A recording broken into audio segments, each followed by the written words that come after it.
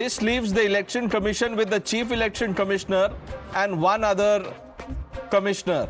Arun Goel's tenure, viewers, was till 2027. Madhav Das Gopalakrishnan, executive editor, now joining us for more on this. Yes, Madhav, how should this be read? Well, this is certainly, of course, going to leave a void in the Election Commission simply because he was not just someone who would have a tenure till 2027, as you rightly mentioned, Pranesh, but he was all set to also take over as the next Chief Election Commissioner following the tenure of Rajiv Kumar that was to end on the 18th of February 2025. Following that in the normal course, Arun Goel would have become the next Chief Election Commissioner of India. Now, there is already a vacancy at the Election Commission, given that it is apart from the Chief Election Commissioner, there are two other election commissioners.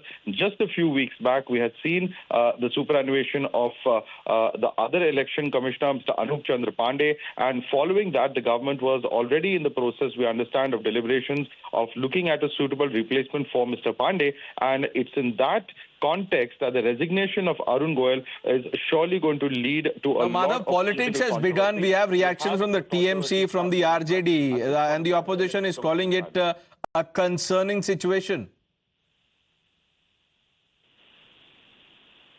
Madhav. Well, yes, as you rightly mentioned there, as I was saying, that certainly the political parties are going to raise questions at a time when they have the opposition parties already raising questions on various aspects of the conduct of elections. For instance, EVMs is one issue that has been hotly contested. Time and again, there have been questions raised about whether the model code of conduct has been effectively implemented or not. The location of EVMs, for instance, a few years ago was also, the fact that they were being transported in private vehicles.